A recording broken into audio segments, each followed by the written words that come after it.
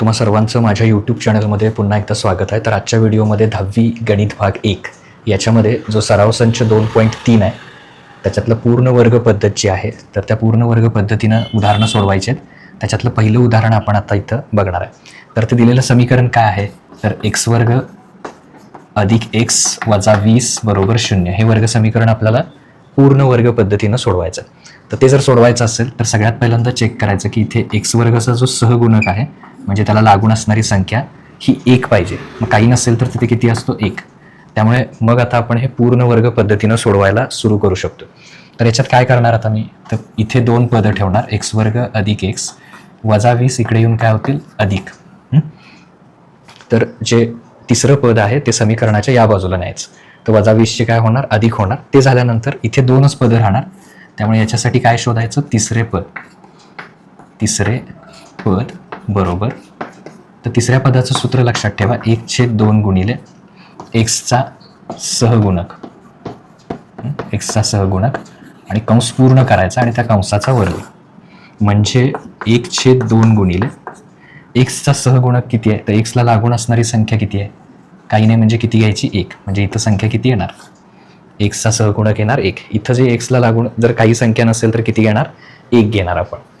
मग आता 1 गुणिले 1 केलं तर 1 गुणिले 1 किती येणार 1 आणि छेदामध्ये किती आहे 2. याचा वर्ग आहे सूत्रामध्ये इथं पहिलं तिथं वर्ग आहे त्यामुळे इथे पण वर्ग लिहिला मी 2. 1चा वर्ग येणार 1 आणि 2चा वर्ग 4. आता हे जे समीकरण लिहिलं याला समीकरण क्रमांक 1 देऊया. जे उत्तर आलं 1/4 तिसरं पद जे आलं समीकरणाच्या दोन्ही बाजूस मिळवून आलेलं उत्तर काय करायचं समीकरणाच्या दोन्ही बाजूस मिळवायचं. तर समीकरणाची डावी बाजू काय आहे एक्स वर्ग अधिक एक्स त्याच्यामध्ये पण 1/4 मिळवायचे आणि परत इकडे किती आहे 20 तर 20 मध्ये पण किती मिळवायचे 1/4. आता इथे कंसाचा वर्ग असं लिहायचं आहे आपल्याला म्हणजे पूर्ण वर्ग करायचा आहे त्यासाठी कंसाचा वर्ग. तर तो लिहायचा असेल तर एक्स वर्गाऐवजी फक्त काय लिहायचं एक्स लिहायचं. मधलं चिन्ह काय आहे अधिक आणि 1/4चं वर्गमूळ शोधायचं आहे म्हणजे हा कुणाचा वर्ग आहे ते शोधायचं. तर 1/4 कुणाचा वर्ग आहे 1/2चा. तर ते इथे लिहिलं आपण 1/2. ते लिहिल्यानंतर इथे काही नाही म्हणजे छेद 1. तर छेद समान करण्यासाठी तिरकस गुणाकार. तर 20 गुणिले 4 किती येणार 80. मधलं चिन्ह काय आहे अधिक आणि 1 गुणिले 1 केले किती येणार 1. परत छेदामध्ये 1 गुणिले 4 म्हणजे किती येणार 4 × 4. तर x अधिक 1/2 कंसाचा वर्ग बरोबर 80 मध्ये 1 मिळवले तर किती येणार 81. 80 मध्ये 1 मिळवलं तर 81/4. मग आता दोन्ही बाजूस वर्गमूळ घेऊन दोन्ही बाजूस वर्गमूळ घ्यायचं म्हणजे इकडेही वर्गमूळ घ्यायचं x अधिक 1/2 त्याचंही वर्गमूळ घ्यायचं आणि इकडेही वर्गमूळ घ्यायचं. तर इथे काय होईल वर्गाला वर्गमूळ कॅन्सल होईल आणि फक्त कोण राहील कंसाच्या आतमध्ये x अधिक 1/2 राहील. इथे हे वर्ग आणि वर्गमूळ कॅन्सल झाले.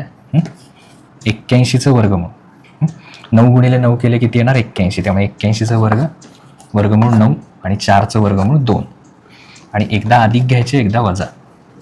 तर पहिल्यांदा सोडवताना काय करूया आपण अधिक घेऊया म्हणजे x अधिक 1/2 बरोबर 9/2.